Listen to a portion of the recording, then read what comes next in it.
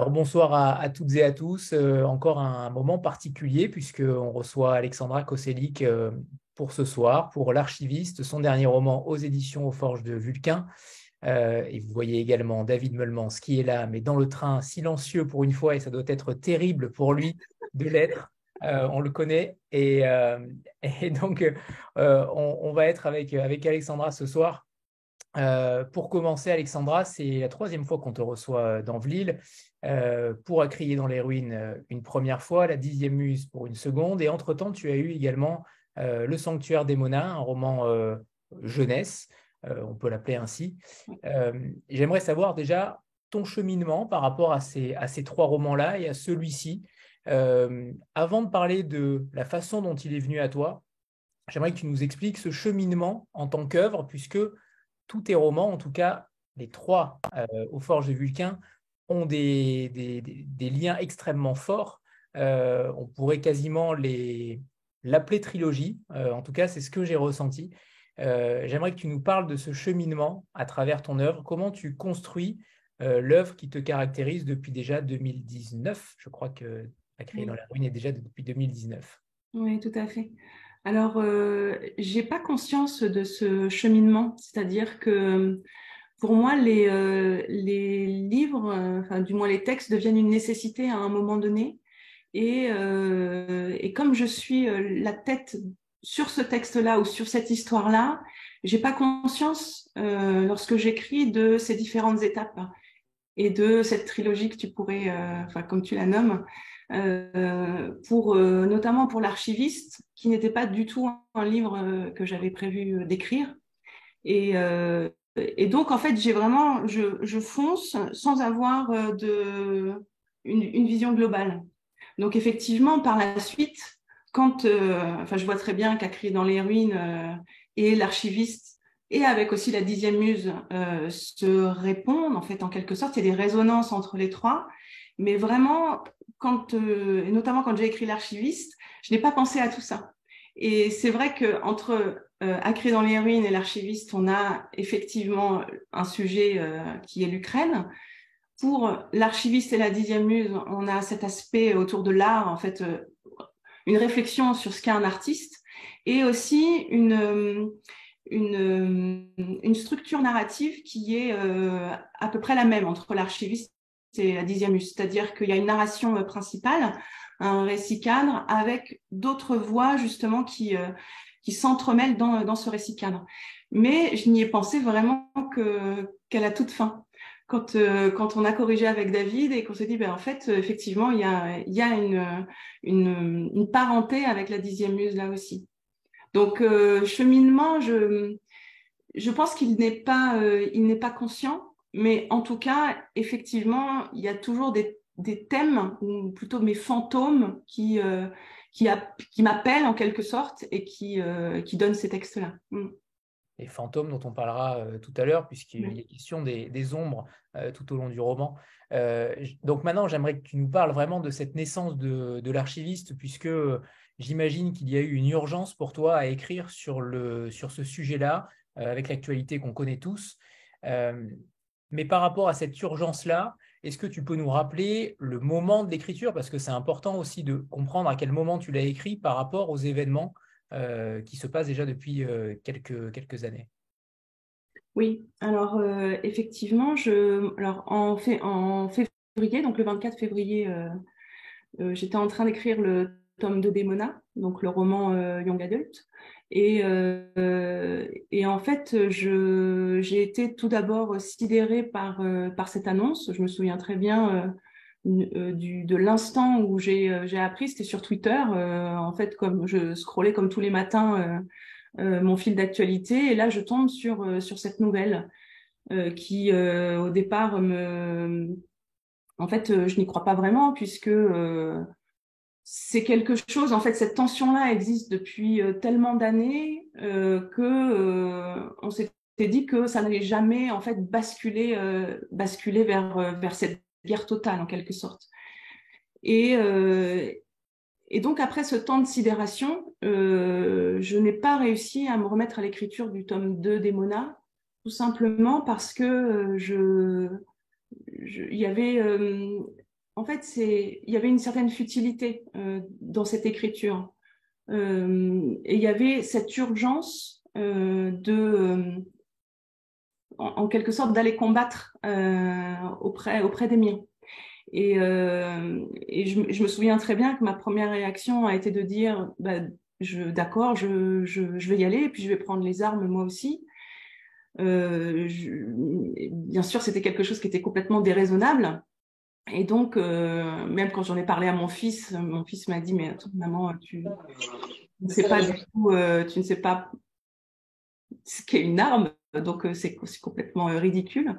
Et par la suite, je me suis aussi demandé s'il n'y avait pas des congés sans solde dans l'éducation nationale pour aller aider à la frontière polonaise. Et, et là, en fait, ma chef m'a dit que c'était pas, enfin voilà, c'est demander un congé sans solde à l'éducation nationale, demande des courriers, donc il faut que ça passe par plein de services, alors que là, c'était quelque chose qui était de l'ordre de l'immédiat. Donc, finalement, j'étais un petit peu frustrée en quelque sorte. Je me sentais vraiment complètement impuissante. Donc, j'étais le nez collé à l'actualité. Et là, en fait, ce que j'appelle mes voix ukrainiennes, des voix ukrainiennes sont arrivées. C'est-à-dire un petit peu comme, je vois ça un petit peu comme des protecteurs en quelque sorte. C'est-à-dire que en même temps que l'actualité et en même temps que cette résistance qui commençait effectivement à monter, et aussi à cet étonnement en fait, les journalistes étaient étonnés de voir cette résistance ukrainienne. Alors que moi, de mon côté, j'avais été élevée avec cette résistance-là. C'est-à-dire que quand j'étais petite, on m'a dit, enfin, mes proches me disaient, là, pour l'instant, les frontières sont délimitées, sont stables, mais à un moment donné, on sait que de nouveau, il y aura un envahisseur, puisque tout au long de l'histoire de ce pays, il y a eu effectivement ces invasions. Et j'ai moi-même, quand j'étais adolescente, j'ai fait un camp ukrainien en France qui nous permettait justement, en fait, à l'origine, ce camp ukrainien a été créé pour aller défendre l'Ukraine au cas où. Donc, vous voyez, c'est quelque chose qui est très ancré dans la culture ukrainienne. Et donc, face à cet étonnement des journalistes, moi, j'étais pas du tout étonnée, justement parce qu'il y avait cette culture qui était là et qui faisait que, de toute façon, il fallait se battre. Et j'ai voulu montrer pourquoi, en fait, tout simplement pourquoi les Ukrainiens réagissaient de cette façon-là. Donc, de repartir sur ce qui, moi, fonde la culture ukrainienne avec ces différentes voix. Et tout autour, par la suite, j'ai créé un récit cadre pour qu'il y ait un roman et que ce ne soit pas seulement des voix. Alors, un récit cadre, mais c'est à mon sens un roman beaucoup plus puissant que ce que tu pourrais en dire, puisque tu réécris l'histoire, ou en tout cas tes personnages vont tenter de réécrire l'histoire. C'est quelque chose qu'on retrouve souvent, mais avec la plume que tu as, avec le côté poétique que tu arrives à insérer, on en parlera tout à l'heure de cette poésie que tu arrives à insérer au travers de la guerre et au travers de l'horreur. Ça, c'est quand même extrêmement, extrêmement fort dans ton roman. Mais j'aimerais qu'on revienne sur ce terme de guerre. Est-ce que tu considères que c'est réellement une guerre? Est-ce que, puisqu'il est question beaucoup de langage dans ton roman, puisque le langage est éradiqué pour l'ukrainien, pour la langue ukrainienne pendant longtemps, est-ce que pour toi, il s'agit d'une guerre? Est-ce qu'il s'agit d'une invasion? Est-ce qu'il s'agit d'une annexion? Comment tu mets des mots sur cette situation-là et comment tu as réussi à la traduire de manière romanesque? En fait, effectivement, de par sa situation géographique et par son ampleur, la Russie est un territoire, est un pays puissant. Et donc, il y a tout un passé aussi derrière, c'est-à-dire qu'avant d'être la Russie, il y a eu cette URSS qui était une union des républiques socialistes. Et donc, dans cette union-là, il y avait la Russie, il y avait la Biélorussie, l'Ukraine, enfin, il y avait plein de républiques. Et pour autant, en fait, on considérait que l'URSS était la Russie. C'est-à-dire qu'il y avait une forme de disparition de ces autres peuples, en quelque sorte.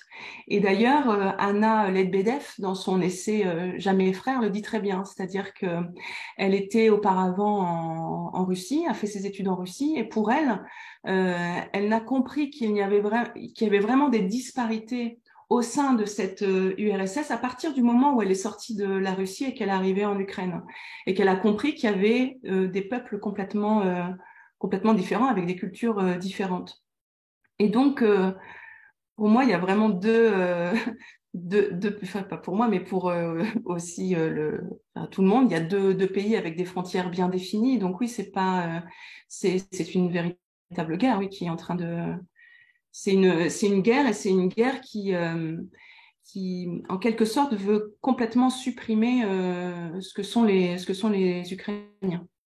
La nation ukrainienne, en quelque sorte, puisque enfin, Poutine le dit très bien, hein,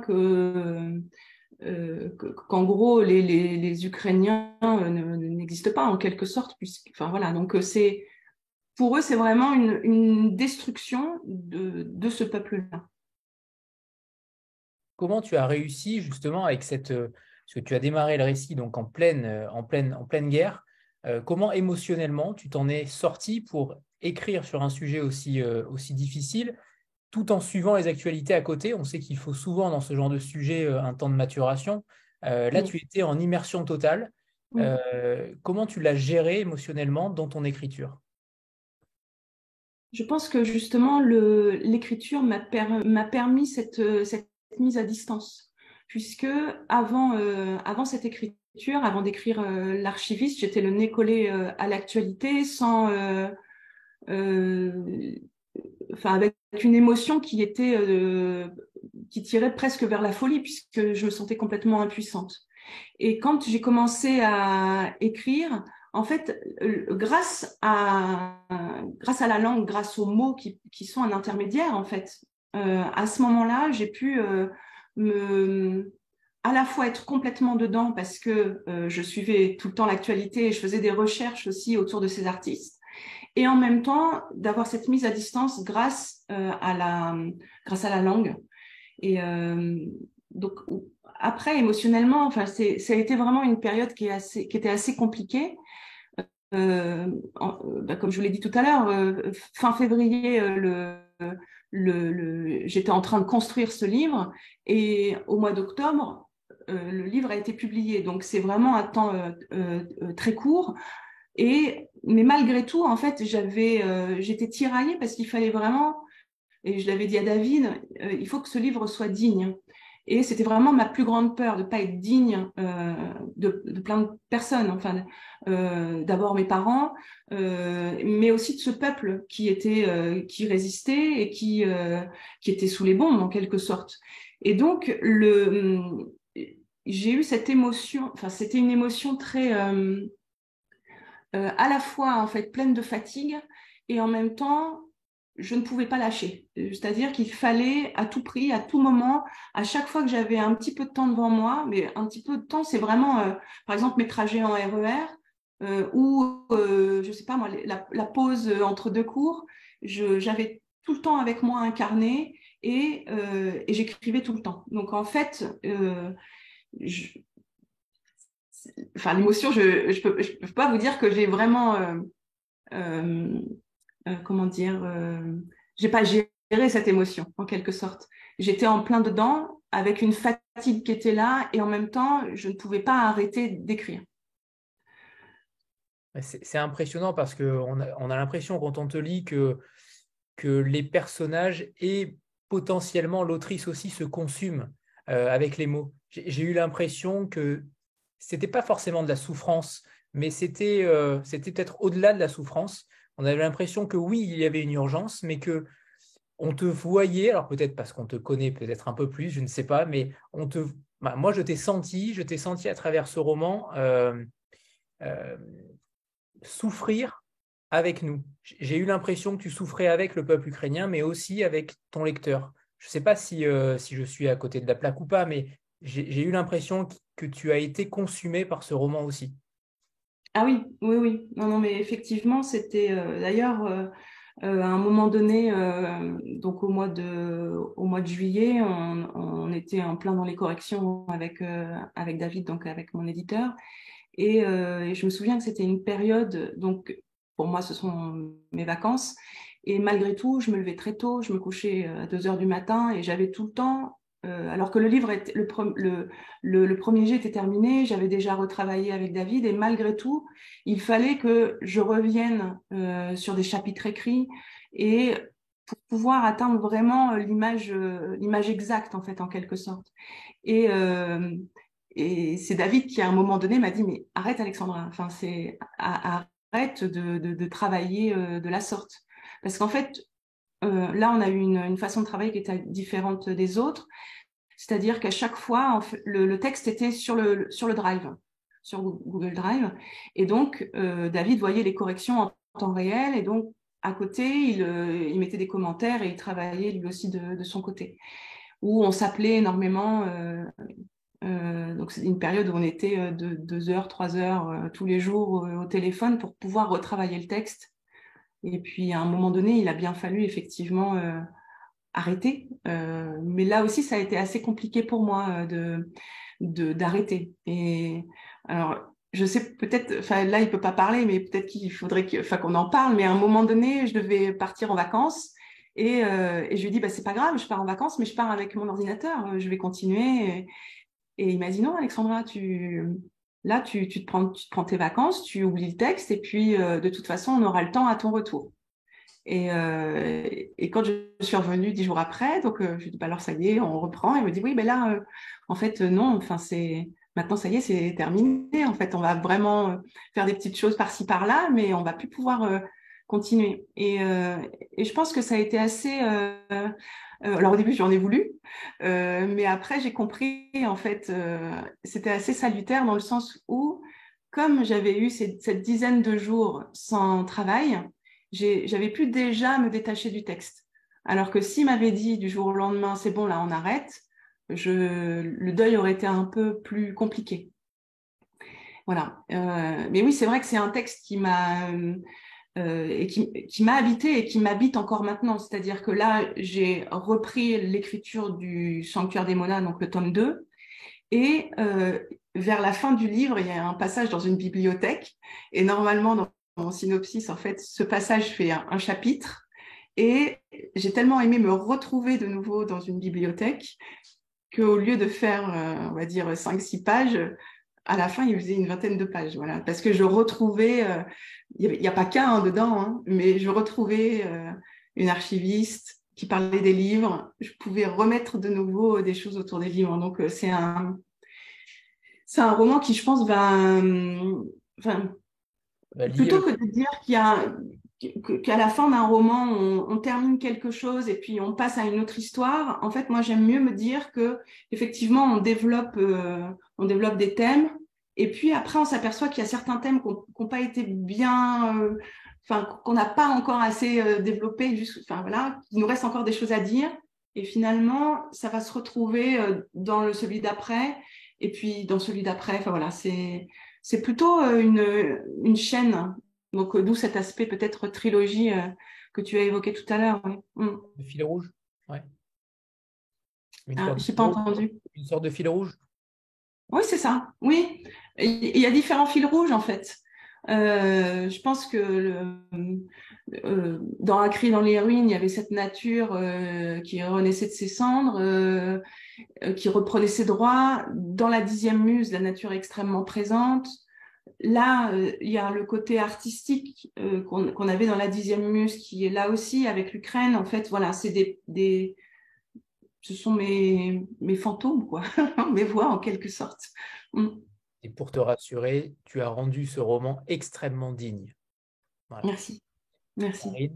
Karine, c'est à toi. Karine qui n'a pas du tout aimé ton roman. Je plaisante, je plaisante, je Ah plaisante. oui, Karine, oui, d'accord. Ouais, Camille. Pardon. Bonjour à tous. Bonjour Alexandra.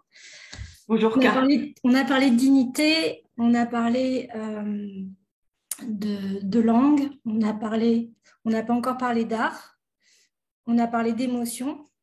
Moi, il y a une récurrence que j'ai à chaque lecture de tes romans, c'est ce petit moment dans la mécanique de l'histoire où l'émotion, en fait, devient plus forte que le texte, plus fort que l'écrit, plus fort que les thèmes qui sont portés. Et j'ai un moment comme ça, un espèce de petit moment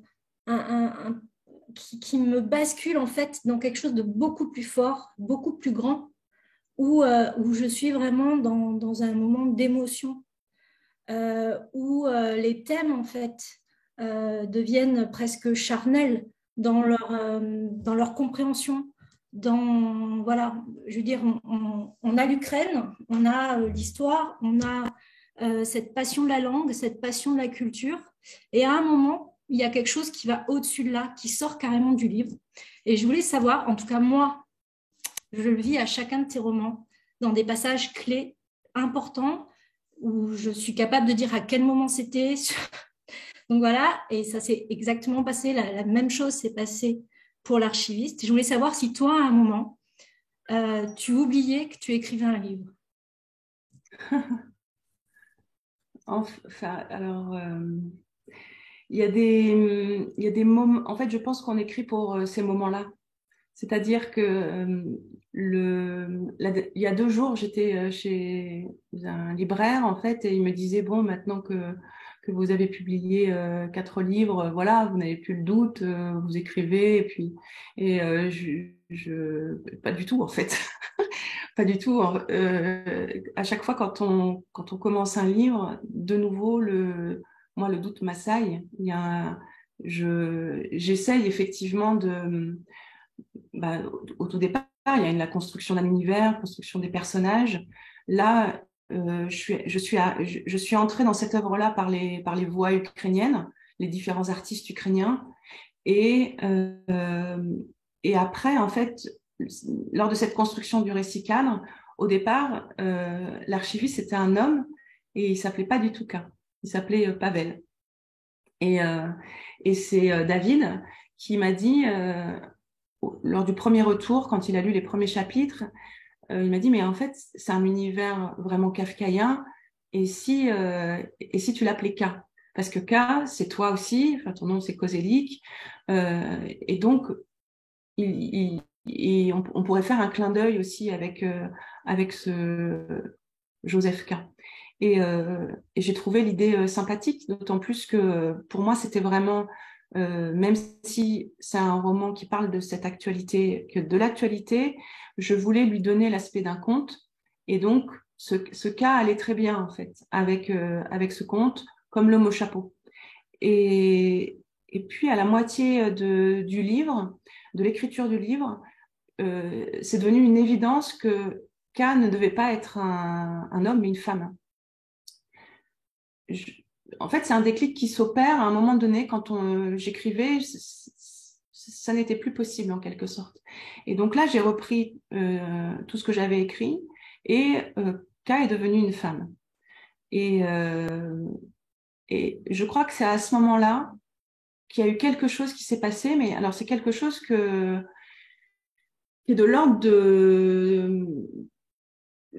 Enfin, il n'y a pas de logique, en fait. On ne peut pas expliquer ce qui arrive à ce moment-là, mais c'est une sorte de lâcher-prise qui fait que l'évidence, le petit grain de sable qui faisait que quand l'archiviste était un homme, il y avait encore certaines choses. Quand c'est devenu une femme, alors là, ça a été... j'ai pu débloquer plein de choses, c'est-à-dire qu'il y a des souvenirs que le personnage n'avait pas et qu'elle a pu avoir. Il y a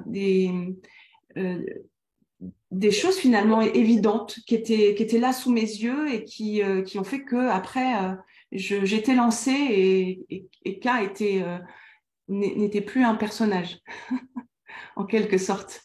Voilà. Mais alors après, effectivement, alors il y a eu ce passage-là et il y a eu aussi ces moments où, par exemple, pour Alla Horska, je connaissais pas Alla Horska, qui fait un vitrail de Taras Shevchenko. Et c'est en lisant des articles autour de Taras Shevchenko que je suis tombée sur ce vitrail. Et donc, je suis allée voir quel était ce vitrail et par la suite, qui était alors Ska. Et là, encore, il y a une sorte de révélation qui s'opère, c'est-à-dire que cette femme qui, qui a donné sa vie finalement pour son art était une voie à faire partager, en quelque sorte. Il fallait partager tout ce qu'était cette femme-là. Et là, en l'occurrence, lorsque cette forme de révélation arrive, il y a quelque chose qui fait que j'écris, mais de façon quasi automatique, en fait, en quelque sorte. Donc, je vais soit je prends mon carnet si je suis dans le RER et puis je gratte des pages, vraiment, et alors là, je ne sais plus ce qu'il y a autour. Hein. Et comme je vais jusqu'au terminus, c'est pas très grave, mais vraiment, je m'abstrais de toute la réalité, j'écris. Et pareil pareil si je tape sur le clavier, en fait.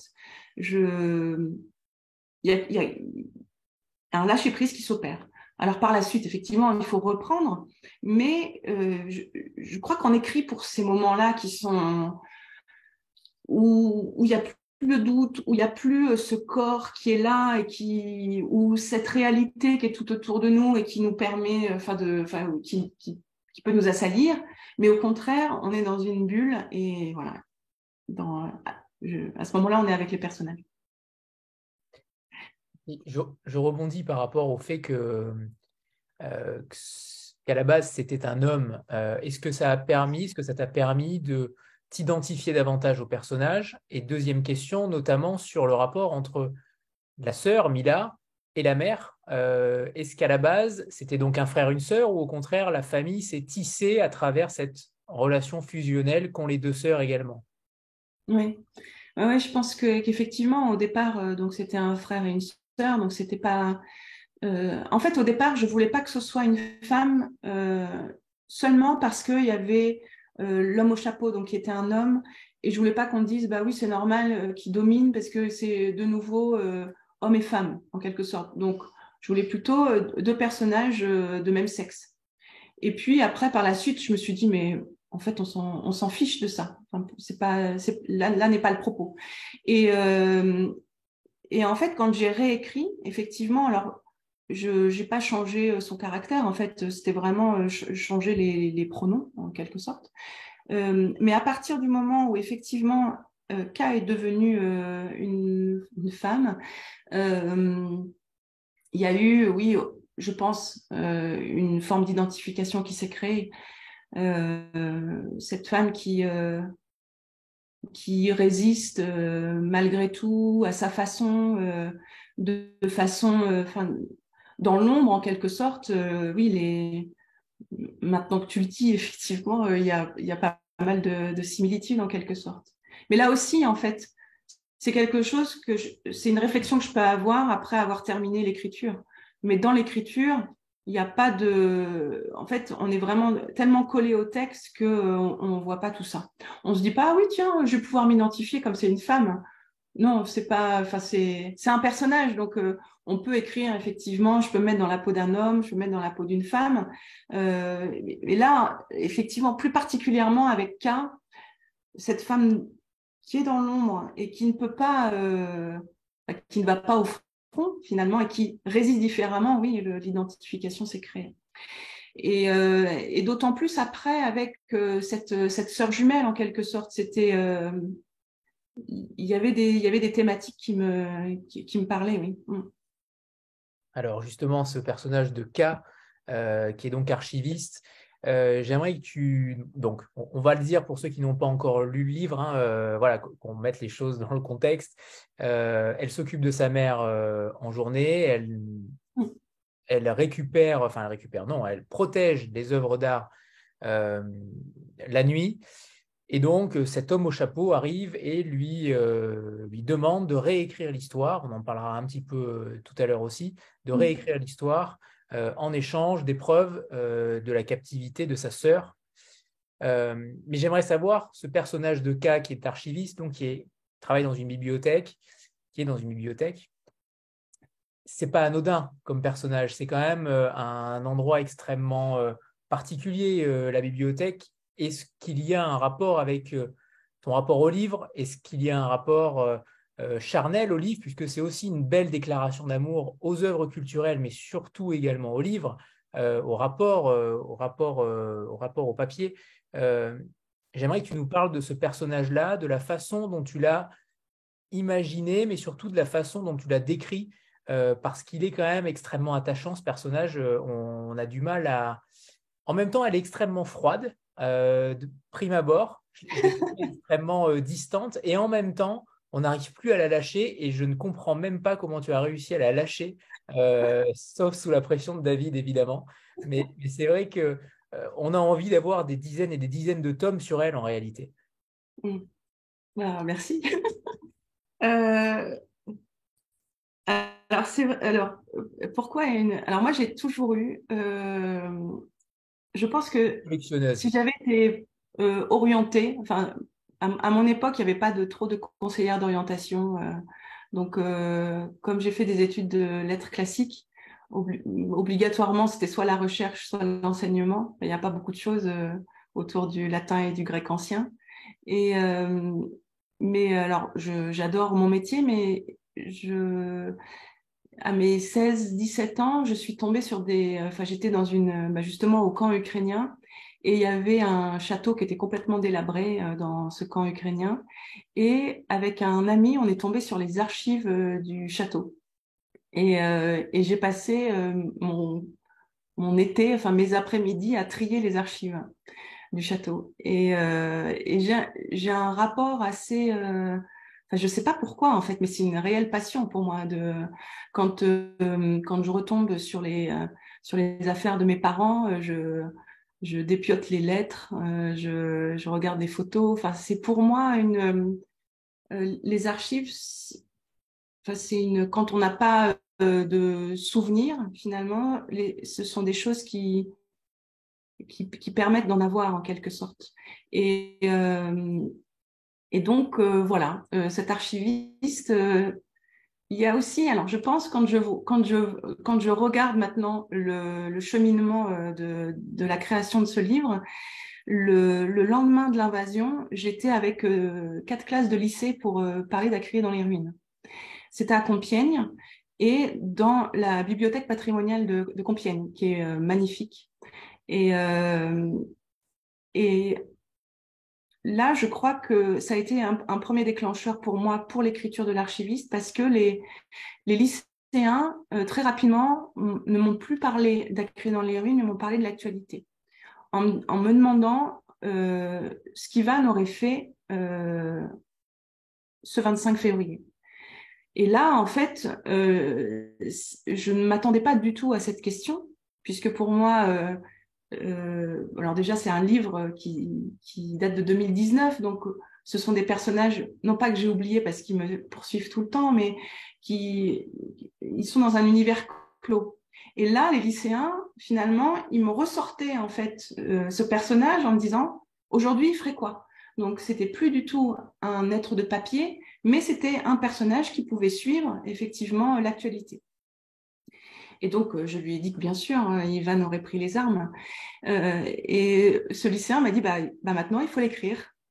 Et donc, cette classe, enfin, ces lycéens voulaient une suite à Acrier dans les ruines. Et donc, je me suis toujours dit qu'il n'y aurait pas de suite à Acrier dans les ruines. Mais malgré tout, quand je suis ressortie de cette rencontre, il y avait déjà en fait une sorte de petite graine justement plantée par ce lycéen qui les jours d'après allait grandir. Et l'après-midi, j'ai visité les archives. En fait, j'étais avec un archiviste. La rencontre était menée par un archiviste, et il m'a demandé si je voulais faire la visite des archives. Donc bien entendu que et là aussi, en fait, c'est-à-dire que j'ai vu des œuvres qui étaient, en fait, habituellement, on doit mettre des gants. Enfin, et là, en fait, je les voyais, je pouvais les toucher. Et donc, je pense que je suis repartie riche de cette rencontre, en quelque sorte, le lycéen et l'archiviste. Et puis, au fur et à mesure du temps, avec ces voix ukrainiennes, il y avait ce côté voilà quoi. Enfin, il y aurait un archiviste ou une archiviste dans mon livre. Et puis j'aime beaucoup en fait parler ou faire parler justement ces personnes un petit peu oubliées en quelque sorte, mais qui sont pour moi essentielles pour le patrimoine tout simplement. Voilà. Tu as très bien réussi. Nicolas. Bonjour madame. Monsieur. J'ai juste une observation comme ça, c'est ce qu'on disait sur le côté série de tes livres en fait, et c'est ton rapport à l'art en fait, ta manière de le rendre vivant. Parle-nous, qu'on retrouve depuis la 10e muse notamment, avec Apollinaire où les poèmes s'incarnent, où les personnages s'incarnent, et là c'est presque la poursuite de ça. Et je voudrais que tu parles de ça. Eh bien, on se tutoie. Oui, on ne se connaît pas, pardon, j'ai pris la confiance.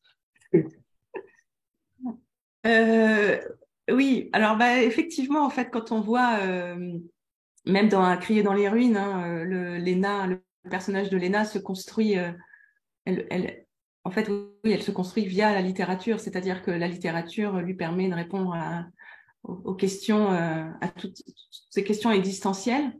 Et puis après, avec la 10e muse, effectivement, le personnage de Florent, finalement, a une révélation, en quelque sorte, via Apollinaire. Et puis là, c'est un petit peu plus profond. Disons que c'est pour un pays, pour une nation. Je pense que oui, enfin, c'est enfin, je voudrais pas enfoncer des portes ouvertes, mais l'art est essentiel pour qu'un pays en fait sache d'où il vient et où justement il doit aller. Et donc de remettre ça, effectivement, même si on parle de guerre, je ne voulais pas parler de la guerre en quelque sorte ou de faire des scènes de guerre, mais raconter en fait ce qui se joue dans les souterrains en quelque sorte et qui rejaillira à un moment donné. Et c'est vrai que quand on relit le poète Taras Shevchenko, en fait, qui est un poète du 19e, donc un poète ukrainien du 19e, et qui est lu génération après génération. En fait, toutes les générations des Ukrainiens le connaissent, scandent ses vers, et quand en fait il dit on ne se bat pas forcément en fait pour nous tout de suite, pour notre génération, mais on se bat pour la génération d'après, parce qu'à un moment donné, la vérité et la liberté seront là. En fait, ce sont des vers qui parcourent les Ukrainiens en quelque sorte. Je suis sûre que si, enfin, dans leur veine, en fait, il y a ces vers-là qui pulsent en quelque sorte. Et donc, c'est cette culture, cet art, ce poème, en fait, enfin, ces poèmes qui fondent pour moi ce qu'est le peuple ukrainien. Et on aurait aimé qu'il n'ait pas eu besoin d'une guerre pour redécouvrir Taras Shevchenko, Ouais.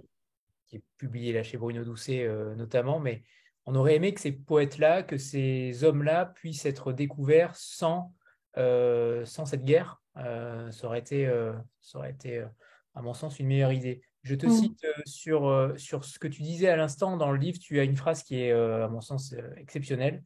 Tu dis, pour avancer, il faut tenir entre ses mains la lampe de son passé, sinon aucun génie ne pourra en sortir. Oui. Ça traduit bien ce que tu disais à l'instant. Oui. Oui.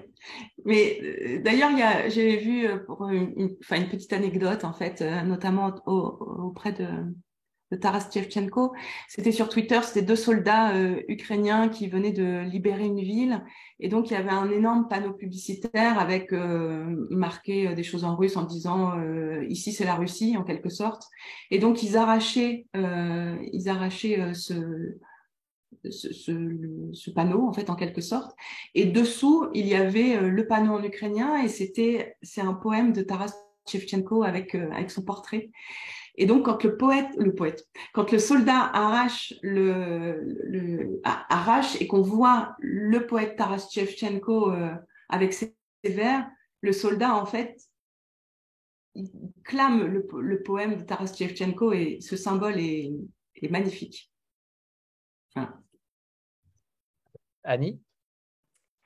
Bonsoir à toutes et à tous. Bonsoir, Annie. Bonsoir, ma chère Alexandra. Donc, 4 romans, 4 coups de cœur. C'est un vrai bonheur de te lire. Merci, merci Anthony. Alors, difficile de passer après toi et après ta brillante analyse du roman d'Alexandra. Moi, j'ai été fascinée par ton combat pour préserver l'identité culturelle ukrainienne. Ça m'a vraiment pris les tripes. Fascinée par les personnages au féminin que des résistantes, y compris toi avec ta plume. Fascinée par la résonance des arts entre eux. Fascinée par la poésie de ta plume pour parler de la guerre. C'est ce qu'a dit Anthony tout à l'heure. C'est assez bluffant. Je voudrais bien que tu nous parles de Mila et du coup d'une discipline artistique, puisqu'elle est photographe. Que représente la photographie pour toi en période de guerre, en période d'écriture d'histoire contemporaine et pour la postérité des peuples? Pourquoi l'avoir choisi journaliste mais aussi photographe? Oui. Alors, c'est vrai que j'ai un lien particulier avec la photographie, puisque longtemps, j'ai animé un atelier d'écriture qui était basé sur une photographie. Et donc, j'aimais la pluralité, effectivement, des points de vue qui se dégageaient d'une même image. La photographie en temps de guerre ou journalistique, en fait, est assez est importante, effectivement, pour savoir ce qui se passe, tout simplement. Et puis, parfois, effectivement, là aussi, il y a une forme c'est un peu comme en littérature, c'est-à-dire que la photographie transcende en quelque sorte la réalité avec elle fixe un moment, et donc avec un cadrage, elle est parfois bien plus forte effectivement qu'un article. Et donc on a tous en tête certaines photographies en temps de guerre qu'on analyse encore, qu'on étudie en cours, et ça fait partie effectivement de ce devoir de mémoire en quelque sorte, c'est-à-dire que alors là, je vais plus parler en tant que professeur, mais j'aime beaucoup lier les deux, c'est-à-dire que quand je travaille sur un texte, notamment de la Première ou de la Seconde Guerre mondiale, je vais adjoindre effectivement une photographie parce que ce sont des procédés différents, mais complémentaires. Et là aussi, en fait, dans ce livre-ci, je voulais montrer la complémentarité en quelque sorte entre les différents arts et non pas les séparer, les dissocier. Malgré tout, Mila, c'est une journaliste, elle va à l'extérieur. Je voulais faire effectivement un personnage qui était très ancré vers le monde extérieur, alors que K, elle est dans sa bibliothèque. C'est une archiviste, une femme de l'ombre. Mais malgré tout, je voulais pas la faire non plus fragile en quelque sorte. Elle a ses raisons d'être là à l'intérieur, mais il y a aussi via les différents arts justement, elle va pouvoir s'ouvrir au monde. Merci. J'aimerais qu'on parle, Alexandra, de cette réécriture de l'histoire parce qu'elle est extrêmement puissante dans tes mots, puisque cet homme au chapeau va donc demander à K, l'archiviste, de réécrire l'histoire, non pas de la supprimer, mais de la réécrire. Et c'est peut-être encore plus pernicieux, c'est peut-être encore plus malsain et vicieux que de changer des détails. Et je pense notamment à l'hymne national de Pavlo Tchoubinsky, j'aimerais que tu nous en parles peut-être aussi. Mais sur cette façon de réécrire l'histoire, pourquoi as-tu voulu montrer au final que les mots, que le langage peuvent avoir une importance aussi forte? En fait, alors effectivement, c'était intéressant pour moi, enfin, c'était plus intéressant pour moi notamment pour cet homme au chapeau, pour le faire vraiment devenir l'incarnation du mal en quelque sorte. C'est Nomme pas comme d'ailleurs. Mal que tu non, ne nommes pas. non, non, Tu tout nommes à la fait. Non, non, tout à fait. Oui, effectivement, c'était important pour moi de pas le nommer. Euh, mais le fait de détruire effectivement une culture, c'est ce qu'on voit dans les différentes guerres. Là, justement, je me plaçais du point de vue d'une guerre qui ne pourrait pas se terminer en quelque sorte, de par la résistance des Ukrainiens, et que cet homme, en fin joueur d'échecs en quelque sorte, euh, aurait raisonné en se disant, à juste titre, que quand on supprime une culture, il reste toujours la nostalgie, le souvenir de cette culture-là, comme une forme on la pétrifie en quelque sorte. Alors que là, la modifier et puis la remettre, mais de façon différente, avec les bonnes personnes aussi autour, c'est-à-dire les bons professeurs, etc., d'instiller le doute en quelque sorte, c'est ce qui permet la faille en quelque sorte. Et là, c'était plutôt revenir sur ce qu'on peut voir, notamment autour des fake news. C'est-à-dire que même si de temps en temps, enfin pas de temps en temps, mais quand on lit un article, on se doute que c'est une fake news, malgré tout, en fait, le fait d'avoir lu cet article-là, on a quand même, le doute peut advenir en quelque sorte. Et donc, j'ai effectivement travaillé là-dessus. Et pour l'hymne, donc enfin, qui ouvre l'archiviste, effectivement, j'ai repris l'hymne ukrainien et par quelques changements, mais vraiment dérisoires, ou quelques ajouts, notamment autour des frères, en quelque sorte, à ce moment-là, ça allait très très bien avec le discours que peut avoir Poutine, par exemple, au niveau des frères. Nous sommes des frères, donc et là c'était la même chose. L'hymne de montrer que en changeant seulement quelques mots, on avait un hymne complètement différent. Et ce qui est assez terrible finalement. C'est assez frappant et en tout cas, tu le mets de manière extrêmement précise dans le texte en barrant les mots et en les remplaçant, euh, tu nommes les choses là pour le coup. Euh, Par rapport au mal que tu ne nommes pas, cette volonté-là était justement, j'imagine, d'universaliser la parole puisque qu'on parle de n'importe quel conflit, j'ai pensé évidemment à Daesh avec Palmyre, avec ses œuvres culturelles qui ont été détruites constamment. On pense à beaucoup de conflits où les œuvres culturelles sont souvent mises en échec et détruites la plupart du temps.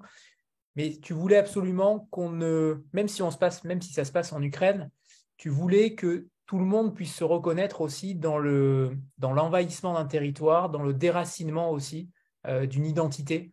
Oui, oui, oui, oui, tout à fait. Et d'ailleurs, il y a un lecteur lors d'une rencontre en librairie qui m'a demandé si j'avais commencé l'écriture de ce livre lors de l'invasion ukrainienne, enfin en Ukraine plutôt, et parce qu'il pensait que j'avais déjà écrit une partie du roman, mais tournée vers la Syrie. Et après, effectivement, de changer les voix ukrainiennes. Et ça a été... c'était un joli compliment pour moi, justement, parce que je voulais à la fois parler de ce qui se passait actuellement en Ukraine, mais ce genre de destruction, d'annihilation, elle se voit toujours en temps de guerre, comme tu l'as dit enfin, en Syrie avec Daesh. Et voilà, c'est... Est-ce que tu pourrais nous lire un premier passage? Tu nous en as préparé deux. Oui. Pour ceux qui ne l'ont pas lu, profitez. Alors, j'ai choisi le début du roman, la première page. La nuit était tombée sur l'Ukraine. Comme à son habitude, K était assise au bord du lit, attendant que sa mère s'endorme. La jeune femme était revenue vivre dans l'appartement de son enfance, après la crise qui avait laissé sa mère infirme. Une fois que les traits de celle-ci se détendirent, que sa respiration devint paisible, qu'elle retrouva sur son visage cette lucidité que l'éveil lui ôtait, K sortit de la chambre et referma la porte avec douceur. Dans la cuisine, elle prépara un café et, pendant que l'eau chauffait, alluma une cigarette, appuyée contre la fenêtre. Son regard se perdit dans la ville, où les réverbères diffusaient une lumière douceâtre. Des images de l'invasion lui revinrent. La sidération le jour même, la bascule d'un temps vers un autre, ouvert à d'effrayantes incertitudes.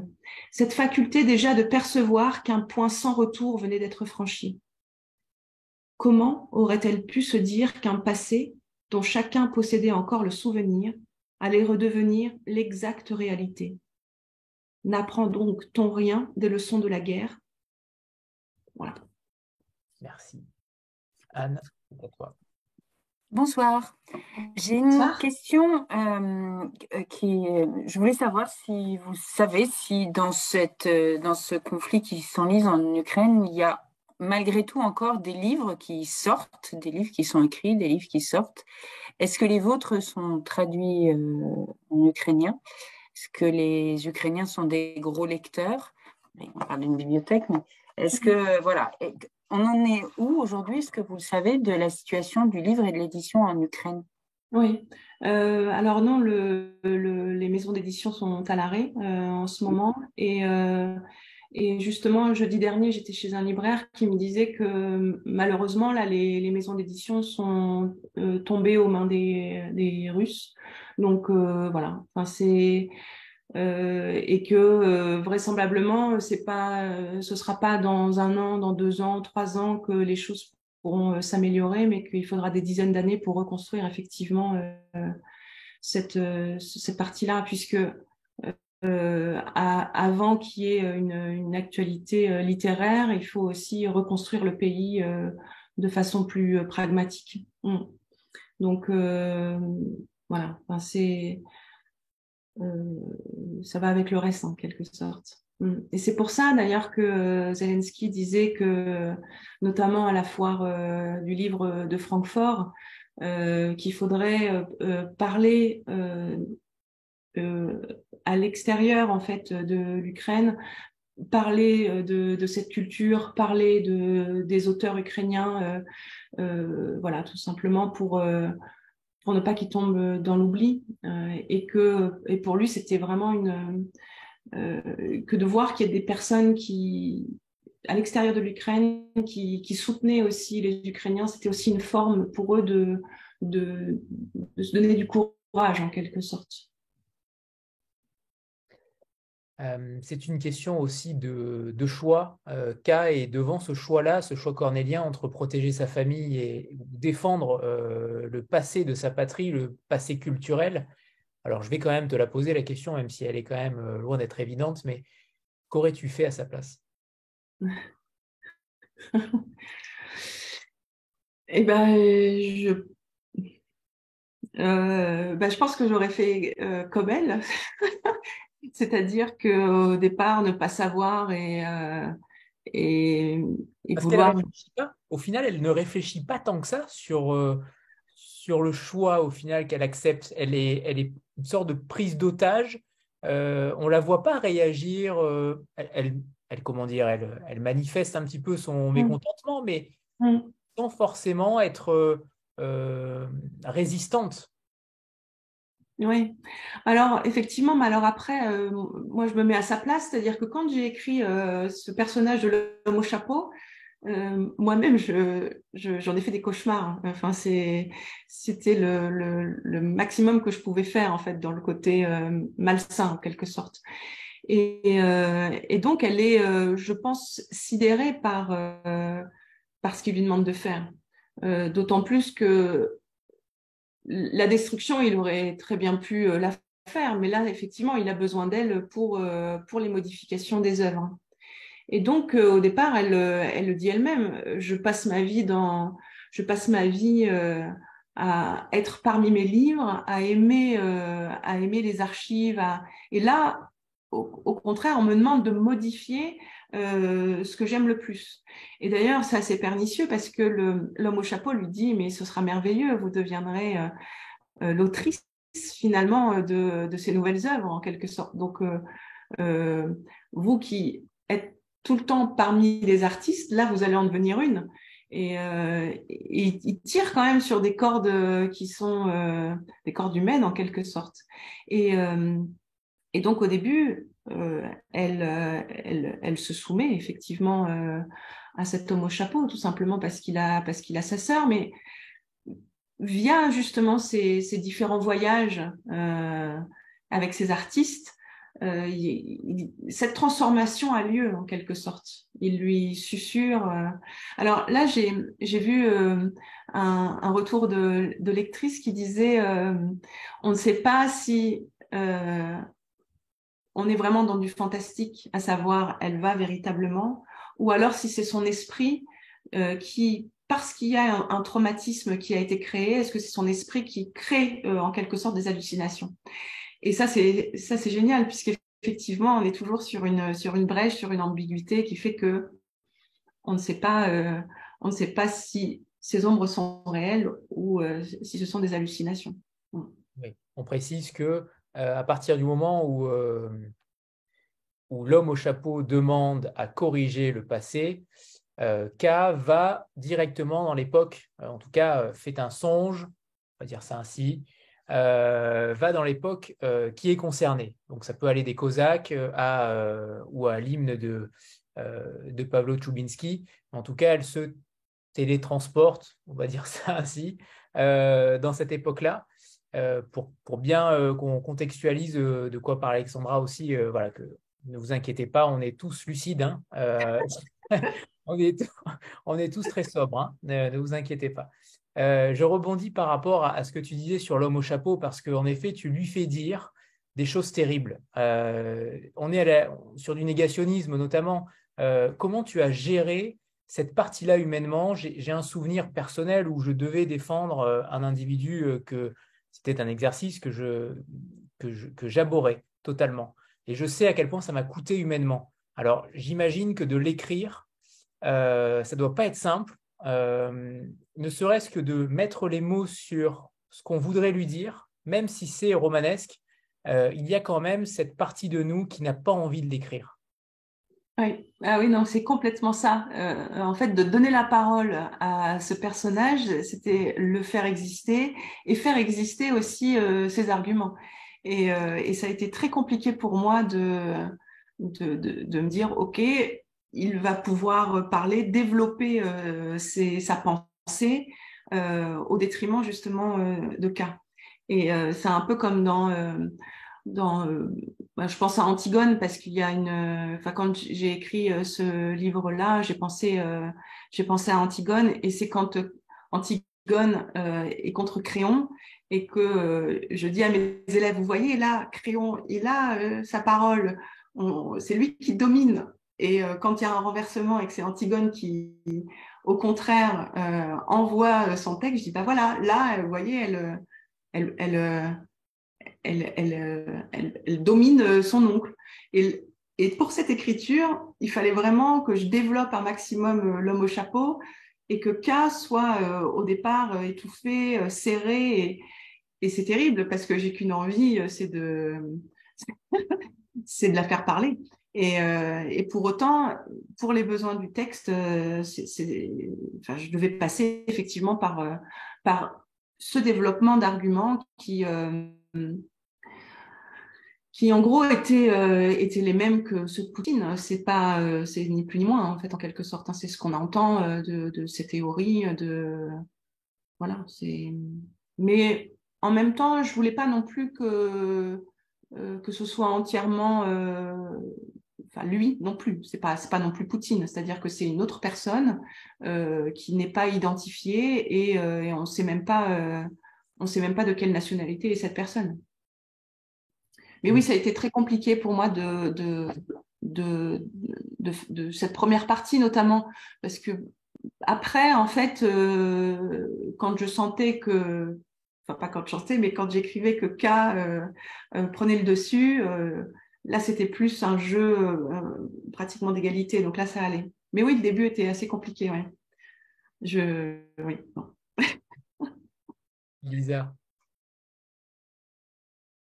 Il faut allumer ton micro, Lisa, et c'est bon. Ouais. Bonsoir Alexandra, bonsoir Anthony, bonsoir à tout le Lisa. monde. Bonsoir. Déjà, premièrement, peut-être ma question va être un peu plus légère, mais elle n'est pas forcément plus légère. Je voulais juste demander à Alexandra si elle avait conscience qu'elle piétinait le cœur de ses lecteurs à chaque fois, parce que pour avoir été piétinée à la fin de La Criée dans les ruines, et en tant que fan d'histoire, je dois avouer que j'aime beaucoup le mélange qu'elle fait entre l'histoire avec un grand H et ses histoires et la poésie. Et donc, je voulais savoir si à chaque fois, quand elle mettait un point final à ses romans, elle savait qu'il y avait un des lecteurs de l'autre côté qui allait pleurer. Bah, bah, je fais pas ça pour que les lecteurs pleurent, mais Est-ce que c'est toi l'homme au chapeau, Alexandra? Avoue-le. c'est ça. Non, mais en fait, ce personnage de K, je vais pas trop parler de la suite du livre, mais certaines questions se sont posées, notamment quand David l'a lu, en fait, a lu son histoire, et en même temps, enfin, c'était comme ça que ça devait se passer, en quelque sorte. Enfin, c'est pas, il y a, en fait, on est enfin, je sais pas en fait, c'est-à-dire que pour moi l'histoire se déroule de cette façon-là et effectivement je sais pas de penser au lecteur. Enfin j'y pense mais après quand le livre est terminé, mais pendant l'écriture non. Je pense pas. Je suis avec mes personnages en fait, ils évoluent et voilà. Enfin, K évolue de cette façon-là et c'est vrai que l'histoire en elle-même, il y a quand même une maman qui est souffrante, enfin, qui est bien malade, une sœur qui est captive. Donc, et puis cet homme au chapeau est là quand même. Donc, il y a quand même pas mal d'ingrédients effectivement qui permettent certains rebondissements, certains dramas en quelque sorte. Oui. Mais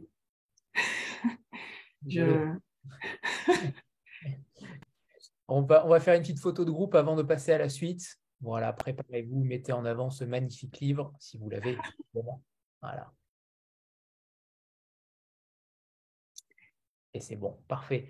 On a discuté tout à l'heure avec Stéphanie sur le côté George Orwell, 1984, parce qu'en effet, il y a aussi cette petite similitude, ou grosse similitude, selon qu'on en pense, mais est-ce que cette œuvre était aussi, à ton sens, comme Kafka, tout à l'heure on parlait de Kafka, mais est-ce qu'il y avait aussi ce petit côté George Orwell en toi? Oui, c'est fort possible parce que alors moi j'enseigne en collège et en troisième et il y a notamment tout un pan du programme en français qui traite de cette période-là. Donc je leur donne 1984 à lire. Donc obligatoirement ce sont des œuvres euh, qui résonnent finalement avec mon quotidien en quelque sorte. C'est-à-dire que je baigne là-dedans, je les étudie, et donc sans y avoir non plus pensé en quelque sorte, puisque là encore c'est assez. Enfin, tu vas me dire, bah attends Alexandra, c'est bon quoi. Enfin, 1984 obligatoirement on y pense, mais quand j'écris, je suis nourrie par toutes ces références qui me poursuivent en quelque sorte, que j'ai digérées depuis longtemps, et en même temps, je mets de côté en fait pour vraiment écrire mon histoire. Donc même si ça me nourrit, je n'y pense pas de façon consciente. Voilà. Mais oui, forcément, il y a un peu d'Orwell. Enfin, c'est oui. Enfin, après, on peut pas. Enfin, j'ai vraiment du mal quand tu me dis oui, il y a un peu d'Orwell parce que Orwell c'est un monstre. Donc voilà. Donc c'est une sacrée référence. Mais oui, je me nourris de ce qu'il a fait obligatoirement. J'aimerais qu'on parle de ces ombres, de ces fantômes qui surgissent du passé. On a l'impression que tu les portes aussi en toi, ces ombres-là. Alors, comment dire, elles défilent hein, au fil des chapitres, mais j'ai aussi cette impression-là, et je me rappelle de notre première rencontre, c'est déjà très loin, tu étais une des premières autrices à être reçue en Vlil, mars 2020, avril 2020 peut-être. Et David disait que tu étais une exception au catalogue, notamment par le fait qu'il y ait peu d'imaginaire dans À crier dans les ruines. Et j'ai l'impression que l'imaginaire, il t'a un petit peu gangréné, hein, ça y est. Et l'imaginaire commence à être de plus en plus présent dans tes œuvres. Peut-être que ça l'était déjà en amont, en tout cas chez toi, mais j'aimerais que tu nous racontes aussi cette façon que l'imaginaire a eu au sein du catalogue des Forges, puisqu'on le sait que c'est une troupe, véritablement, vous êtes extrêmement proches, entre auteurs aussi, vous dînez souvent ensemble, vous buvez aussi beaucoup. Modération. Modération, bien sûr. Mais on sait que voilà, il y a un esprit forge. Et est-ce que cet esprit forge a fait naître chez toi justement ce côté imaginaire que tu as pu insérer dans tes œuvres qui sont toujours extrêmement réalistes, mais en même temps, ce côté imaginaire vient prendre une place importante. Ouais. Alors, je pense que c'était quelque chose que j'avais déjà en amont, même si on ne le voit pas trop dans À crier dans les ruines. Mais les toutes premières versions d'À crier dans les ruines, il y avait une nature qui était plus présente dans sa personnification, comme ce qu'on peut avoir justement dans la 10e muse. Et puis, quand j'ai commencé à envoyer ce manuscrit dans différentes maisons d'édition, j'avais des retours comme quoi la nature présentée de cette façon-là, un petit peu merveilleuse en quelque sorte, quasi mythologique, c'était pas quelque chose qui était vraiment dans le paysage culturel français. Et donc, quand j'ai retravaillé À crier dans les ruines, avec justement ces retours-là, j'ai minimisé justement cette nature, même si, là encore, dans À crier dans les ruines, elle est déjà personnifiée, hein, c'est déjà un personnage pour moi à part entière, mais avec un côté un peu plus étouffé en quelque sorte. Et puis, après, effectivement, il y a eu la rencontre avec David, et là, en fait, on a travaillé sur des versions qui étaient déjà un peu édulcorées par rapport au premier jet, en quelque sorte. Et donc, cette nature, il y avait un juste dosage à avoir. Mais pour moi, il y a déjà un petit peu cet imaginaire qui est là. Même si, en fait, ça dépend vraiment le côté. Alors, le côté imaginaire, pour moi, soit on peut dire qu'effectivement c'est de la fantaisie ou fantastique ou voilà, enfin l'imaginaire au sens large, ou alors on peut et David avait il m'avait dit quelque chose qui était très juste, encore une fois, il m'avait dit que comme j'étais prof de lettres classiques, la mythologie faisait partie de mon quotidien en quelque sorte. Enfin, c'était quelque chose que je charriais énormément, et donc dans la mythologie, le merveilleux est toujours là, comme quelque chose de normal, en quelque sorte. Le merveilleux existe, enfin, il existe, et puis voilà, on fait pas, enfin, c'est pas du fantastique, justement, ou, enfin, voilà. Et là, je pense que, avec la 10e muse, puis celui-ci, le fait d'être avec David, avec un éditeur qui a une partie imaginaire bien développée, bien installée, je me dis que je suis entre de bonnes mains en quelque sorte. C'est-à-dire que on va pas me dire Alexandra, ton réalisme magique, t'es pas un auteur, enfin une autrice sud-américaine, donc t'es française, et donc il faut que tu écrives des romans français. Alors que là, au contraire, David, il me prend tel que je suis, avec cet imaginaire qui peut tendre vers la mythologie, ou là plutôt un côté fantastique. sans étouffer ce côté-là. Mais au contraire, de me dire, vas-y, tu peux y aller, en fait. C'est pas grave, voilà. Mais c'est vrai que les questions de ces ombres, très rapidement, en fait, pour moi, c'est devenu essentiel. Il ne fallait pas les enlever. C'était important pour moi qu'elles soient là. Et d'ailleurs, on s'interroge au début du roman sur ces ombres-là. On peut penser différentes choses. On peut penser que ce sont des personnages réels qui sont dans cette bibliothèque. On peut s'interroger sur. Je trouve que tu as bien instillé le suspense aussi sur le décorum, l'ambiance que tu mets dans ce roman-là, sur l'atmosphère. Et une fois de plus, on n'a pas encore parlé de poésie, mais une fois de plus, j'ai beaucoup souligné. J'ai vraiment beaucoup souligné. J'ai vraiment apprécié quasiment chaque page que tu as écrite, chaque phrase, parce qu'il y a toujours ce côté douceur, mais en même temps en faisant passer les messages. Parce qu'il est quand même à charge, ce roman. Il est quand même extrêmement puissant dans ce qu'il dit, dans ce qu'il raconte. C'est un roman anti-guerre aussi, puisque à un moment donné, tu fais un... Alors, je ne peux pas le lire parce qu'il est très long, mais tu fais un passage sur le côté ironique en disant, mais nos dirigeants ne sont pas aussi stupides pour continuer les guerres. Ce passage-là, il est extrêmement ironique, sarcastique, parce que tu y mets, encore une fois, comme dans les précédents, mais sur celui-ci encore plus, parce qu'il y a un élément fondateur qui est l'Ukraine et une guerre qui se passe en ce moment même. Mais je trouve que tu arrives à mettre cette poésie-là au cœur de l'horreur, et ça, ce n'est pas donné à tout le monde.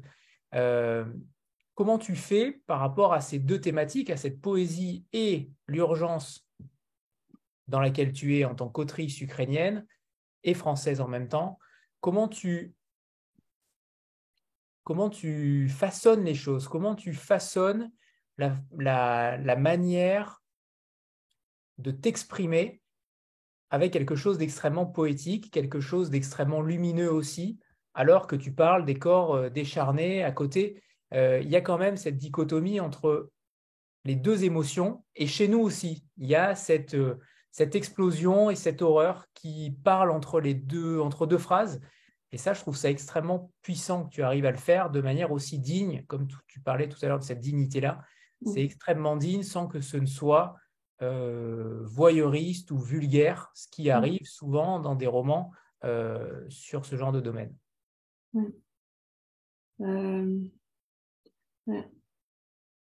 En fait, c'est important. Par exemple, dans À crier dans les ruines, il y avait aussi déjà, là, notamment aussi dans l'archiviste, je vais parler de Tchernobyl, j'ai parlé de l'Holodomor, comme dans À crier dans les ruines. Et c'est vrai que la question d'en parler de nouveau s'est posée, en fait, quand j'ai construit mon synopsis, puisque j'en avais déjà parlé dans mon premier roman. Et pourtant, en fait, pour moi, ce sont des épisodes qui ont fondé aussi, enfin des épisodes, c'est pas des épisodes, mais des traumatismes qui ont fondé aussi ce qu'est l'Ukraine actuellement. Et quand on voit en fait, en Ukraine, lorsque l'indépendance, en 1991 a eu lieu, la question de se construire une histoire qui était propre à l'Ukraine s'est effectivement posée, puisque avant 91, c'était l'URSS, donc avec une histoire qui était assez, enfin, qui n'était pas assez, mais qui était commune, c'est-à-dire que c'était les mêmes administrations, la même histoire, avec vraiment la même façon d'aborder l'histoire. Et là, en 91, on a, les Ukrainiens ont mis en avant cet Holodomor. Et donc l'Holodomor, c'est une famine qui a eu lieu dans les années 30 en Ukraine, 32-33. Et là aussi, en fait, je ne pouvais pas passer à côté, en fait, de cette période historique. Et malgré tout, il y avait c'est important pour moi d'essayer de transcender ce qu'est la réalité avec les mots. C'est-à-dire que l'écriture, même si là, ça a été un temps plus court que pour les autres romans, l'écriture, effectivement, permet de retravailler le rythme. C'est-à-dire qu'il va y avoir un premier jet sur cet holodomor, et puis après, un retravail derrière pour justement travailler sur les sonorités des mots, sur la place de la virgule, la longueur aussi du mot. Et donc, il y a tout un travail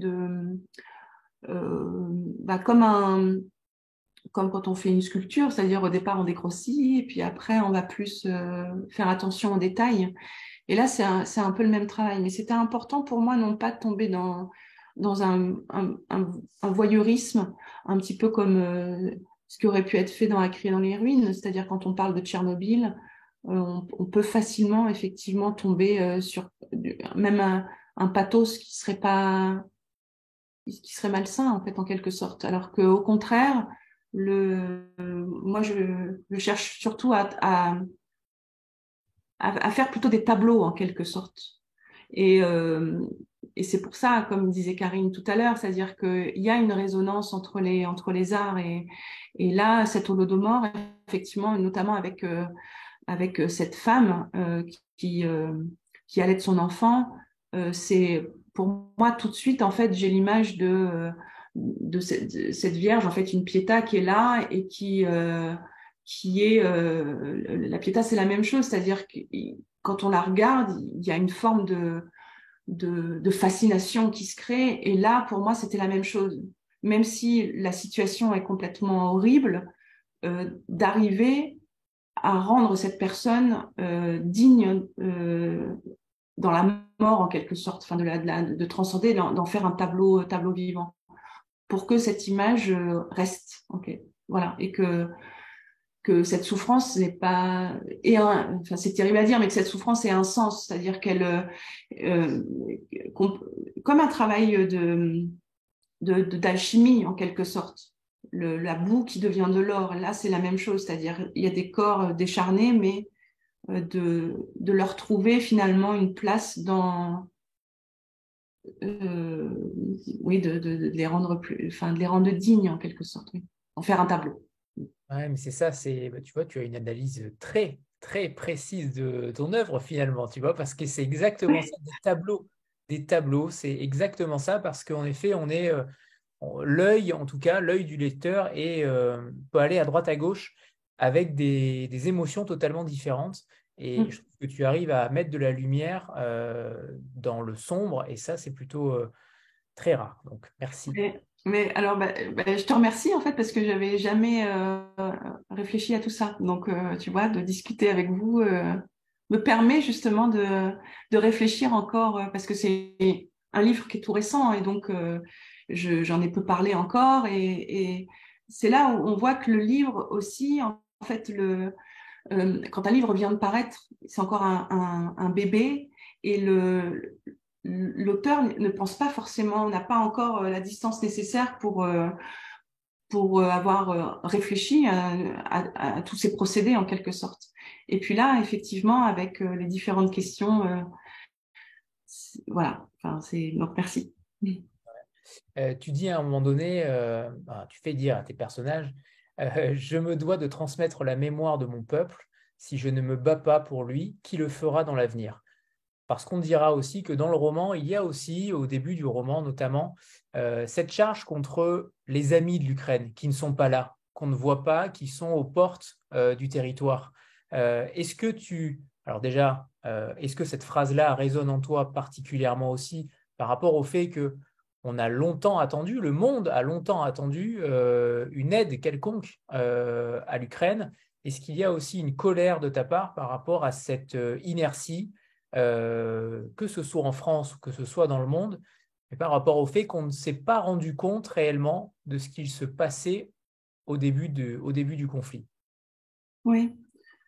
Je pense qu'effectivement, la colère est compréhensible, mais c'est-à-dire qu'on peut tomber dans cette colère-là et de reprocher à certains pays de pas forcément avoir saisi ce qui se passait, mais ce serait un peu tomber dans une certaine facilité, et puis cette colère ne pourrait rien résoudre en quelque sorte. C'est-à-dire que la colère, elle engendre que le chaos. Et puis les choses qui sont faites, finalement, on peut pas forcément, enfin, on va pas revenir dessus. Donc autant voir ce qu'on peut faire là actuellement. Euh, et puis je pense que, enfin, c'est vraiment une histoire qui est d'une complexité assez forte. C'est-à-dire que même là, on va opposer les Ukrainiens et les Russes, mais quand je rencontre des personnes russes, ils me disent on ne sait pas finalement. Enfin, eux-mêmes ont par exemple une nièce qui est ukrainienne ou leur mari qui est ukrainien, ils sont russes. Donc il y a eu cette fusion entre tous ces peuples. Et là, à l'heure actuelle, on a une guerre qui est terrible, tout simplement parce que ce qui avait été construit et cet apaisement qui avait été là tout de même a volé en éclats. Et quand la guerre s'arrêtera, je ne sais même pas comment on pourra rebondir là-dessus. Comment il pourrait y avoir un apaisement, par exemple. C'est, je le vois bien avec, enfin, certaines personnes qui vont dire, il y a des Ukrainiens qui parlent russe, pourquoi ils parlent russe? Ils devraient parler ukrainien. Donc, il y a des personnes, effectivement, enfin, ce pays, donc l'Ouest est plus, on parle plus ukrainien, et l'Est, mais ça, c'est l'histoire qui a fait que on parle plus russe à l'Est. Maintenant, l'ukrainien est revenu en fait dans les écoles, etc. Enfin, c'est un grand travail qui a été fait. Et malgré tout, il y a une forme de rejet total de la langue russe qui est là. Où on dit non, maintenant on arrête de parler la langue de l'envahisseur. Et là aussi, vous voyez, enfin, cette colère qui est là, elle ne mène à rien. C'est-à-dire que il faut vraiment, enfin, pour moi, détacher, enfin, ne pas mettre tout le monde dans un même panier et puis mettre tous les Russes dans un même sac, en quelque sorte. Et, et au départ, effectivement, dans le livre, je parle de cette colère-là avec aucune aide n'était venue, personne n'était venu. Et oui, en fait, je pense que dans ce livre, il y a aussi mon propre cheminement, c'est-à-dire que au tout début, je voyais que des choses se faisaient, mais de façon assez amoindrie, en quelque sorte. Et j'avais envie que ça s'arrête vite, que et après, par la suite, dans l'écriture m'a permis d'enlever cette colère, en quelque sorte, et de montrer que c'était pas quelque chose qui menait, enfin, ça menait nulle part, donc ça ne servait à rien. J'ai une dernière citation que j'aime beaucoup, puisqu'elle elle est là aussi sarcastique aussi sur notre propre humanité. Tu dis « L'esprit humain a ceci d'étrange, il n'aime pas le factice, mais à force d'y vivre, on finit par lui trouver du vrai. » Oui. J'aimerais que tu réagisses à cette phrase qui, à mon sens, éclaire aussi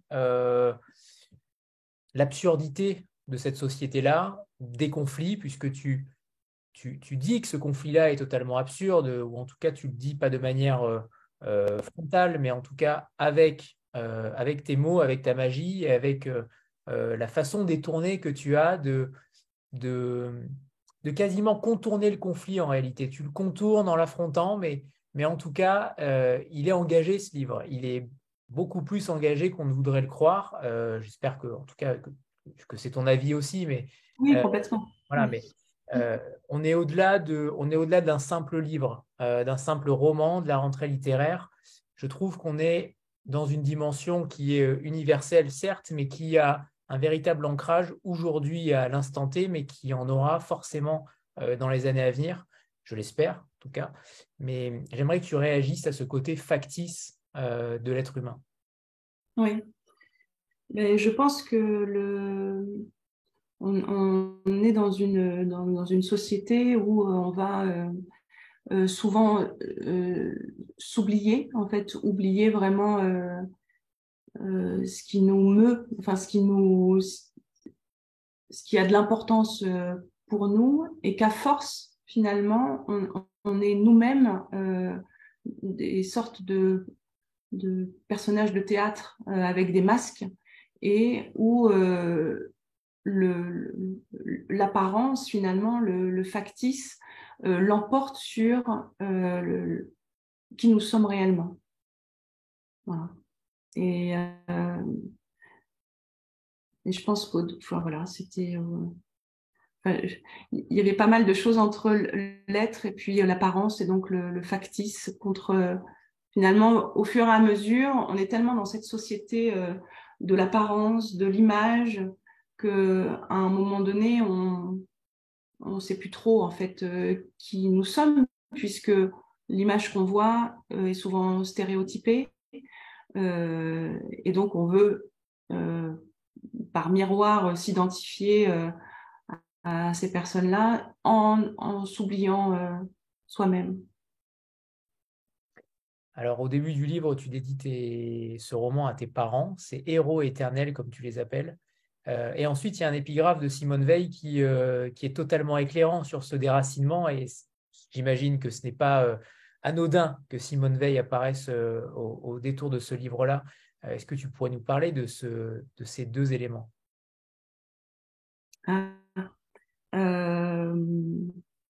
Oui, alors c'est un peu, ça va être un peu compliqué. En fait, c'est un livre autour de la mémoire, autour des souvenirs, et donc autour de mes parents aussi, qui, en fait, ça fait longtemps qu'ils ne sont plus là, et pour moi, je pense vraiment que que quand la guerre a eu lieu,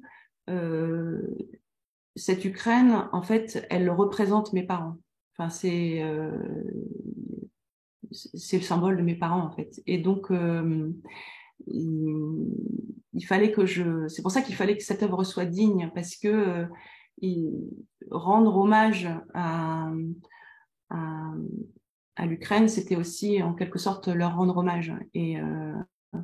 Et donc voilà, enfin, d'où cette dédicace qui était importante pour moi.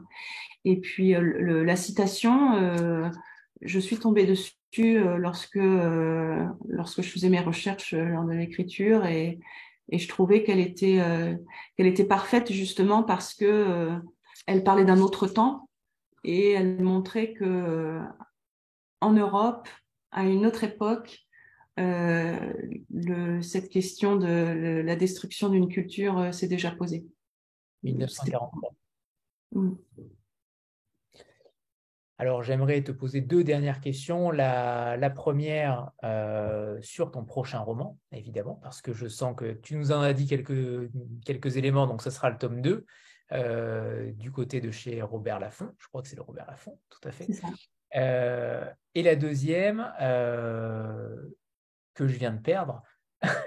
Donc, on va commencer par celle-ci sur ton prochain roman. Est-ce que celui-ci, à peine sorti, est déjà extrêmement difficile émotionnellement aussi pour toi?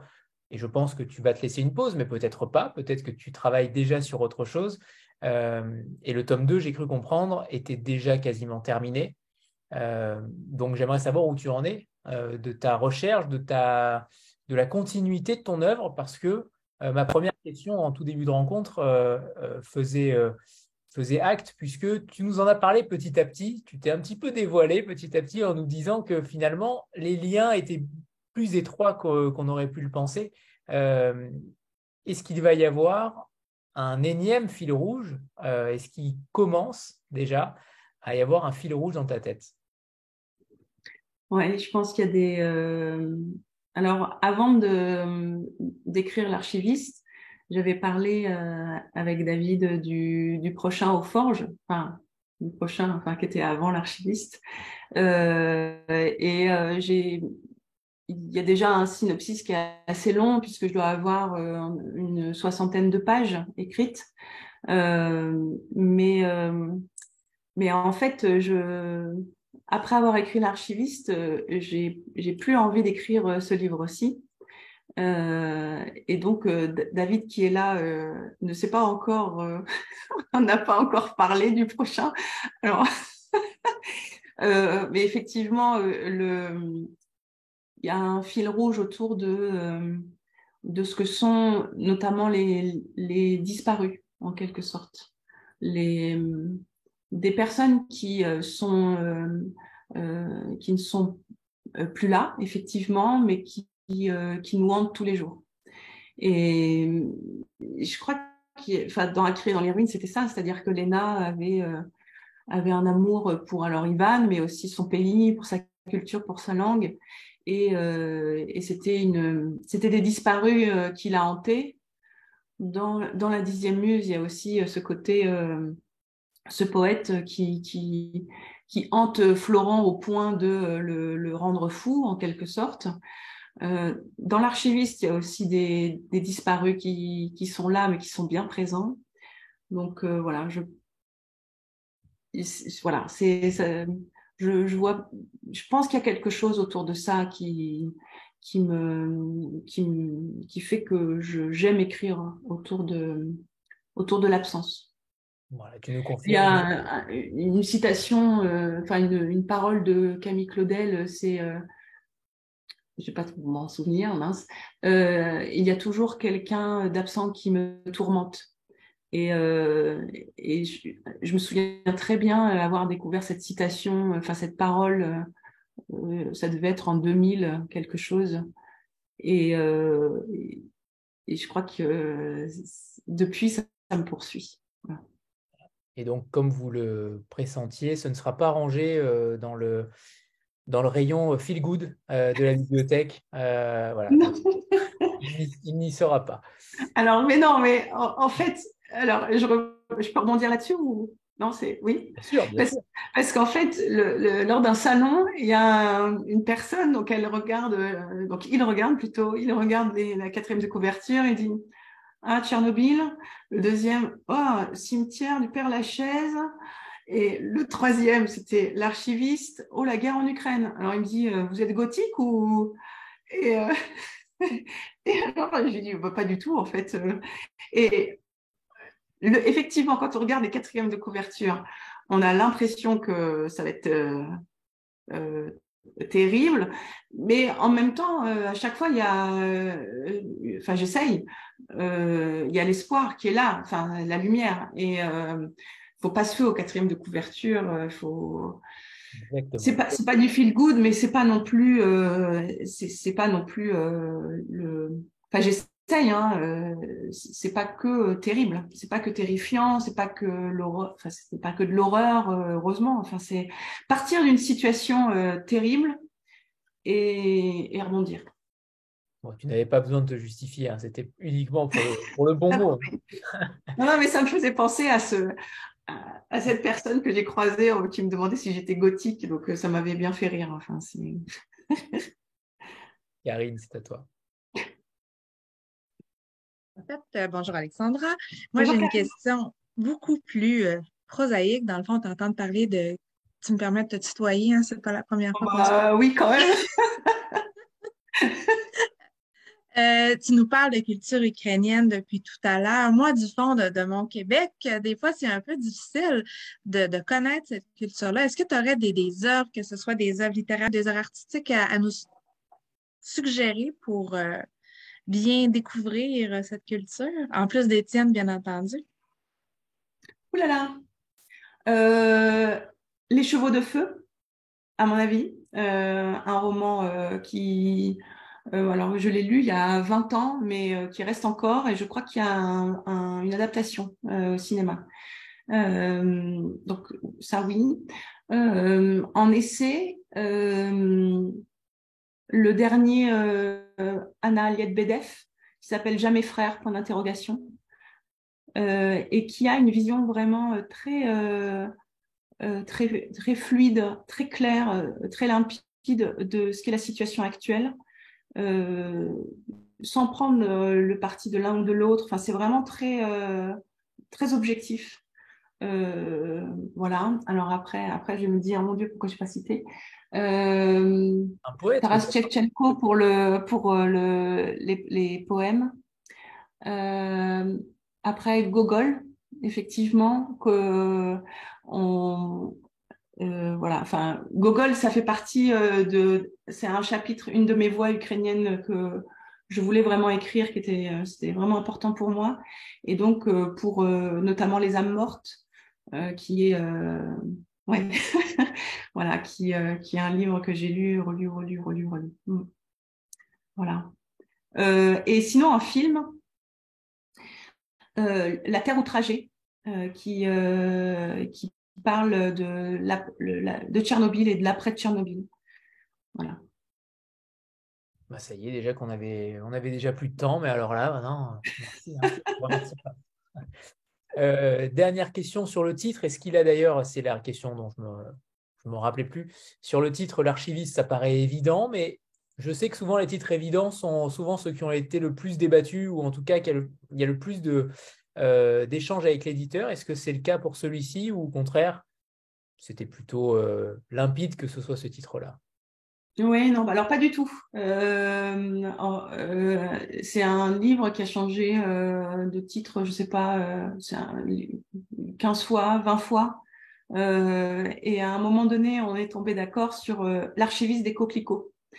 Et d'ailleurs, vous pouvez encore taper l'archiviste des coquelicots. Il y a certaines banques de données qui n'ont pas été mises à jour encore, donc on voit l'archiviste des coquelicots.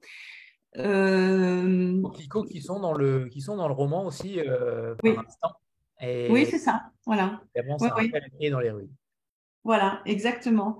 Et à la relecture, alors là, on était au mois de fin juillet, je pense. Et donc, en relisant le livre, des coquelicots, ça n'allait plus parce que ça donnait justement un côté joyeux que le texte n'avait pas forcément. Et donc, on a enlevé des coquelicots. Voilà. Mais alors, l'archiviste des coquelicots est parti chez les diffuseurs. Hein. C'était déjà vraiment bien engagé. Donc, il a fallu faire machine arrière, etc. Mais oui, l'archiviste des coquelicots est resté longtemps. Ouais. Moi, je ne suis pas mécontent d'avoir enlevé les coquelicots. Ouais, je préfère ce titre-là. Je préfère. Est-ce qu'on finirait cette rencontre avec un deuxième extrait que tu nous as choisi? D'accord. Alors, justement, Alla Horska. Oui, parfait.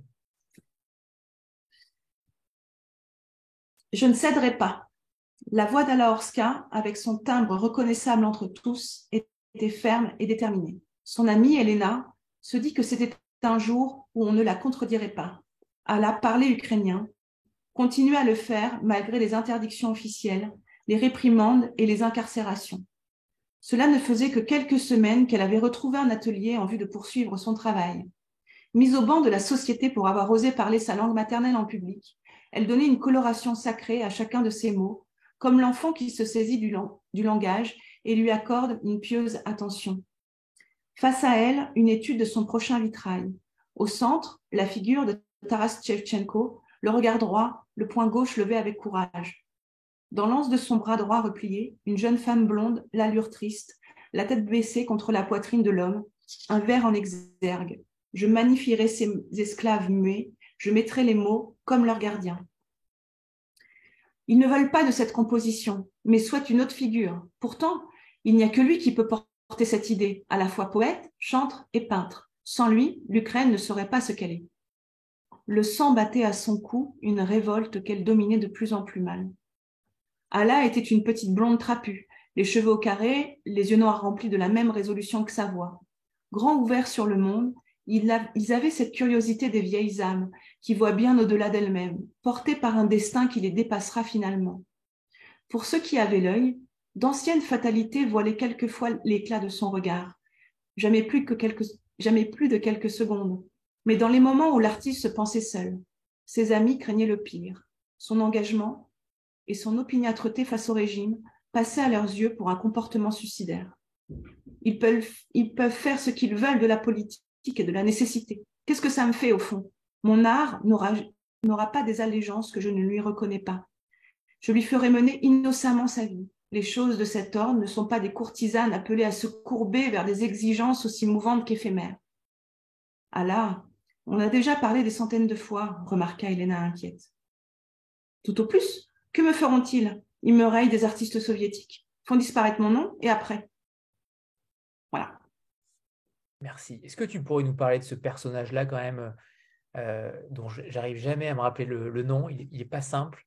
Alaorska, voilà, c'est ça. Est-ce que tu pourrais nous parler de ce personnage-là? Pourquoi est-elle là? Tu l'as découverte, tu nous as dit tout à l'heure que tu ne la connaissais pas, mais qu'est-ce qu'elle représente pour toi, maintenant que tu l'as découverte? Ouais. Alors, j'ai mon truc qui saute comme ça. Non, pour l'instant, tout va bien. D'accord. Alors, c'est très particulier. Je vais le mettre en plus petit. Voilà. Hop. Alors, Ska, pour moi, effectivement, comme je le disais tout à l'heure, je la connaissais pas. Je l'ai découverte avec Taras Shevchenko. Et c'est une femme qui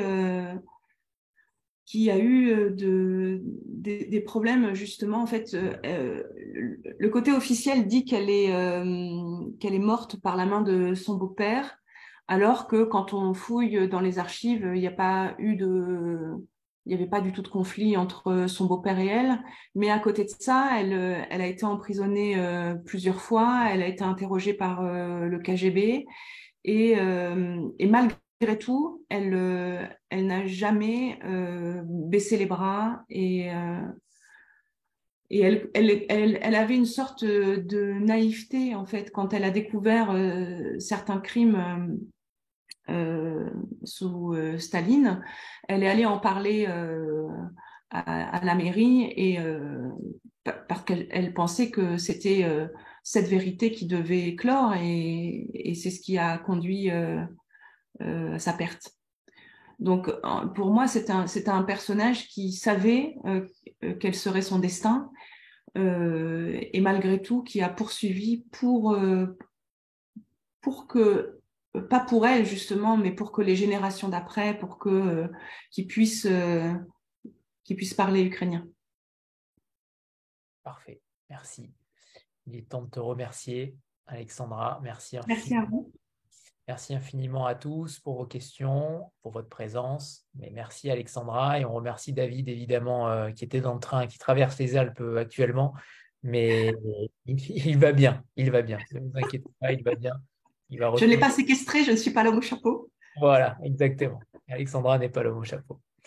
Et évidemment, avec grand plaisir, une prochaine fois pour ton prochain ouvrage, Alexandra. Tu es une habituée des lieux et on ne s'en lasse jamais. Donc, merci beaucoup, Anthony. Merci à tout le monde. Merci. Et à tous. Merci beaucoup. Merci pour cette rencontre. Merci. Bonsoir. Merci. Au revoir. Merci, bonsoir. Merci, bonsoir. Au revoir tout le monde.